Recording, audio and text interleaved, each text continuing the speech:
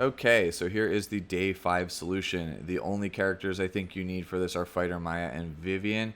The Ruel of Light slot can be replaced with Doris, and the Celine slot that can be replaced with any light damage dealer of your choice.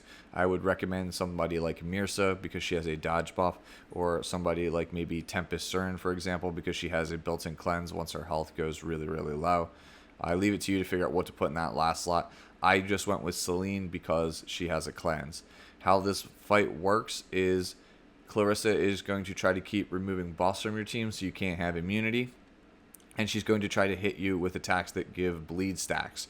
When you have a bleed stack on one of your teammates at the start of Clarissa's turn, she gains a stack of rage. If she has 2 stacks of rage, you've automatically failed the level. So for that reason, we want characters that either grant immunity, we want characters that have cleanses, or we want characters that are naturally very difficult to debuff. Again, I think Fighter Maya is the best character for this because she can be a frontliner, a damage dealer, and she's basically immune to all bleed stacks because the second she gets a bleed stack, her S2 passive cleanses it immediately. So you never have to worry about having bleed stacks if she's one of your characters.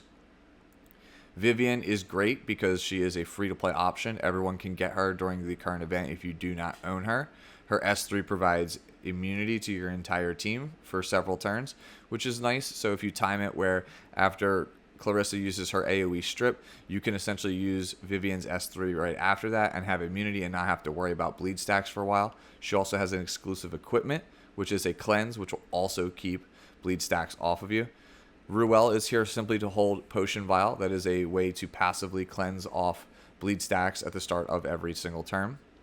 So that is really good. She also has 2 cleanses in her S2 and S3. Doris, I think you'll have a little bit of a harder time with as she only has 1 cleanse in her kit, which is on the S3. But I still think you can make do with a fast enough Doris. If you can cycle her turns fast enough with Potion Vial, you should be fine. And again, Celine is here just because it is a 3rd light character because you need 3 light characters. And you need to keep bleed stacks off. So she's a light character. Her S1 cleanses 1 debuff off of her, and then her S3 removes all debuffs off of her. So she, to me, naturally seemed like the easiest choice to clear the level with if you have her. But again, there are other characters you can use. Little Queen Charlotte, for example, has immunity on her S1, so you can keep using her S1, and you'll probably have a fine time. Mirsa, again, dodge buff. Tempest Cern has a built-in cleanse. There are a number of characters that you can choose that are light that should be able to work out just fine here.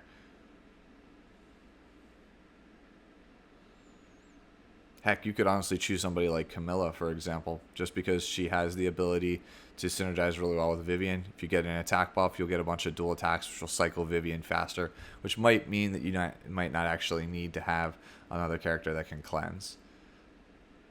After Clarissa uses this S3, by the way, you'll notice she gets a defense buff. That is a weakness of my team. I don't have a way to deal with it. In these sections, you could just pop Arky here to keep up the damage. I can't do that though because I'm playing, I'm playing Celine, and Celine is going to require me to soul burn throughout the course of the game in order to keep her buffs up to make her an actual relevant character. You can see Potion Vial putting in work here. You want to resist the urge to top off characters with Ruel, by the way, if you're using her. You really want to be saving your S2 and your S3 for when they have bleed stacks. Like the fight is, for the most part, the damage is very negligible. It's not really a whole heck of a lot. You can see it's between like 600 to 2,000 depending on the person.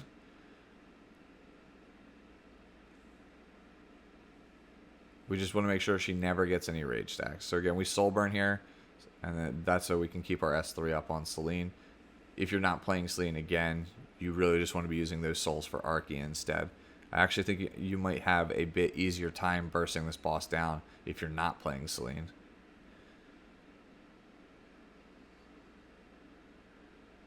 Again, we're resisting the urge to pop the S2 here because we really, really want to make sure that we save those for bleed stacks. We're S1ing with Vivian a lot instead of S2ing because S1 gives combat readiness. We just want to get our turn cycled as fast as possible with Vivian.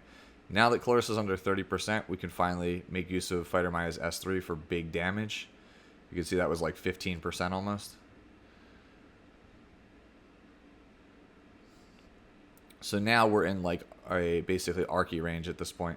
The second we get enough to use Archie, we kind of just win. We're just using this to get souls, get immunity up. I debated it, and then I realized, wait a minute, no, we went off Archie. So we just S2 here.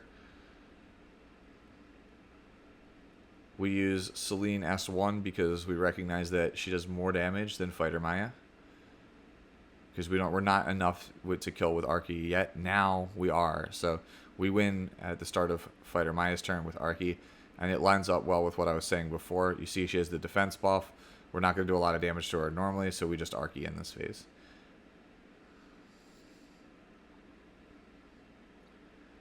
Easy peasy.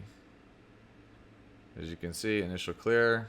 We didn't give it any rage stacks, and we had 3 light units. Now let's take a look at the gear. First up is my Pride and Joy, my Revenge Ruel. She's on Potion Vial instead of my standard artifact for PvP. Then we have Fighter Maya, which is the same Fighter Maya as how to play Fighter Maya. Nothing has changed. Noble Oath.